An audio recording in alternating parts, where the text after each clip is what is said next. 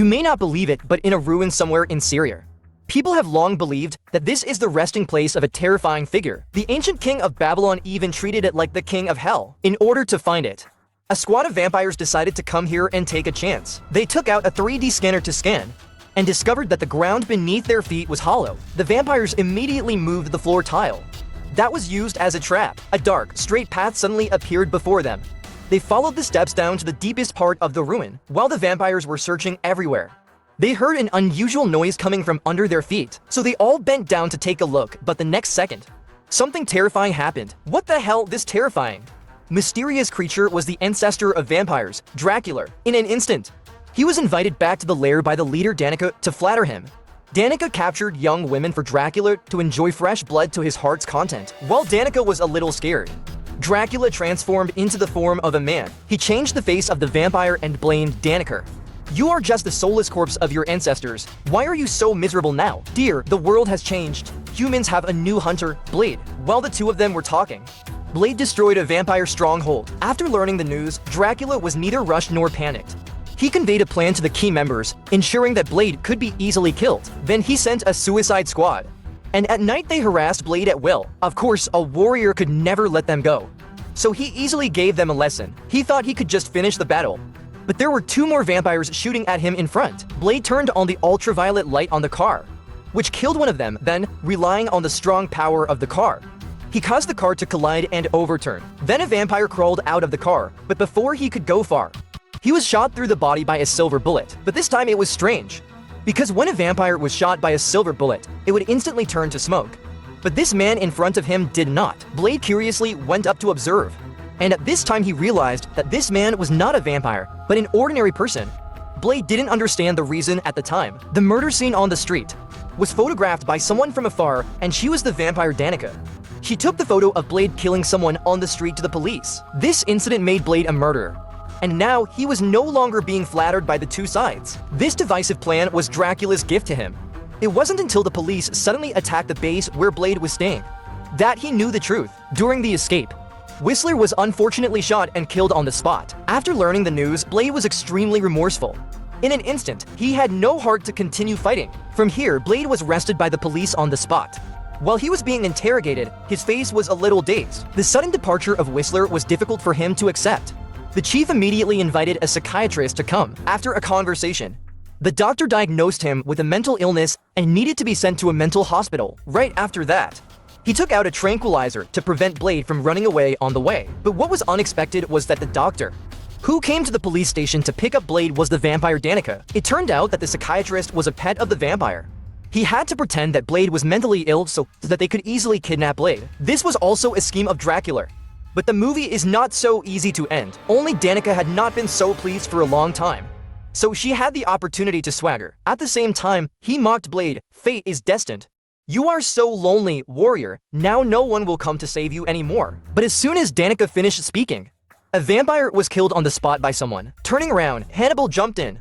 He was the traitor of the vampire. Hannibal drew his weapon and killed another, then gave Blade an injection of serum. In this way, the tranquilizer that had just been injected was eliminated by the strong vampire physique. When Blade slowly regained his strength, a vampire was kicked away by him. He stepped out of the interrogation room in protective gear, but was unexpectedly blocked by the police. But Blade will treat humans gently. Only with vampires will he kill them. Unexpectedly, there was an additional assistant at this time. The girl Abigail was an archer. She took out a folding bow, the arrows of which were equipped with explosive ultraviolet rays. One shot hit the target, then affected the nearby vampires. At this time, the vampires quickly fled.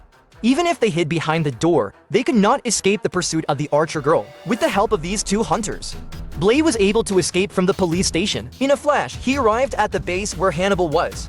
And when he learned that Abigail was Whistler's daughter, he was very surprised. It turned out that Whistler had once asked Abigail that if Blade ever encountered difficulties, she must help him, even though Whistler was gone.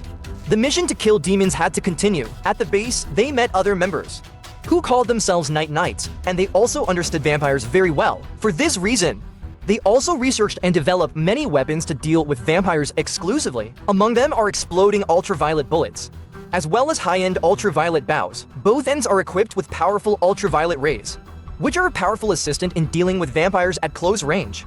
But this is only within a small range. Biological expert Laura, although she is blind, is researching and developing a biological weapon by exploiting the DNA of vampires. She has researched and developed a virus specifically to deal with them once the target is infected. The vampires in the near range will all be in trouble. However, it is still in the experimental stage. And if the DNA of the vampire ancestor Dracula is obtained, Laura can also increase the effectiveness of the virus. Hannibal then explained why he was arrested. All of these were conspiracies put forward by Dracula while everyone was talking. Laura discovered a biomedical company that was brazenly buying human blood-making supplies in staggering quantities. Blade immediately drove there to observe, but unexpectedly, he met police chief Tony there with a female vampire. They immediately captured the two of them on the spot. Unexpectedly, the female vampire was still very tough. And from here, the female vampire also turned into a pile of ashes. Then they took Tony to the factory. They wanted to see what was being produced inside, but you can't know if you don't look, but once you look, you'll be scared to death. The person in front of you who was packaged again is a living person. They were tightly packed in plastic bags, but they were in a state of brain death. Every day they rely on nutrient solution to maintain the normal functioning of the body. Every day, this place produces fresh human blood for the vampires. It seems that there are hundreds of dead people. Blade wondered why so many people disappeared, but why didn't their families report to the police? These are all homeless people with no home to go back to. Then they asked the manager to participate in the maintenance program. This also allows this group of unfortunate dead people to rest in peace, but Blade played with the vampire blood factory. This incident made Dracula furious. He immediately took action himself. He wanted to teach Blade a lesson, taking advantage of the fact that Blade was not in the base. He bathed the core members in the base in blood, including Laura. She was talking to her daughter Zoe. But the little girl found out that the lights were flashing constantly. After learning about the incident, Laura hurriedly told Zoe to hide, and she took advantage of the gap to leave a video. Zoe hid in the ventilation duct, but the little girl still heard her mother's screams. The smart little girl understood the outcome, but she remained silent when Dracula passed by from behind. The little girl felt that everything was over, so she was about to leave. She was suddenly attacked by Dracula. And when Blade and Abigail returned to the base, they saw that the core members had been killed. Abigail felt incredibly sad, and Blade next to her kept repeating "Adventure" because Laura was dead. But the video she left was a sharp knife for Blade to fight back. She had researched and developed a virus for vampires.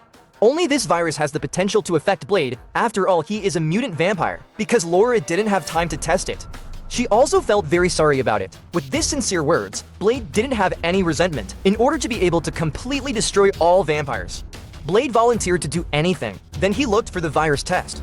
He and Abigail went to Dracula's base. How did they find this place? Because Hannibal had a GPS tracker on him, and every member had one. At this time, Blade was only worried about dealing with the little guys surrounding him. These guys were just appetizers for him, and the job of saving people was left to the archer Abigail. Abigail found Zoe, who was imprisoned. Fortunately, Dracula did not harm children. However, the vampire guard attacked her suddenly from behind. During the struggle, Abigail took out the ultraviolet ray device. From here, Abigail also got rid of the shackles. And Blade on this side had just killed a series of vampires and then welcomed another large army. Seeing that the location was very suitable for using boomerangs, Blade immediately pulled it out and threw it hard, and he jumped high in one step. At this time, Blade had found Dracula. The confrontation between the two was very tense. The two sides had a fierce martial arts competition, which was also considered to be equal. But a little vampire punk was on the side to cheap shot. Luckily, Abigail arrived in the nick of time, no longer held back by the weaklings, and Blade kicked at the critical moment. This sent Dracula flying, but the kick completely pissed him off. He easily returned to the ring immediately, grabbed Blade, and fell heavily to the ground, then slowly revealed his original form. No matter how Blade attacked, he couldn't hurt him. On the contrary, he was thrown to the side. Just as Dracula picked up his sword, Abigail drew the arrow containing the virus, aimed it at Dracula, and fired with all her might, but he caught it by surprise.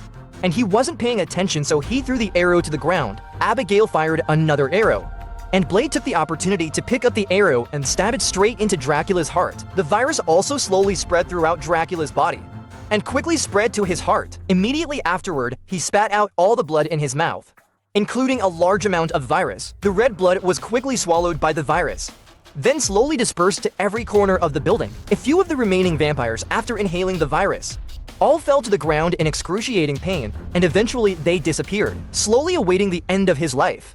Dracula at this time turned into a human. However, he was not seriously injured, but he was about to die.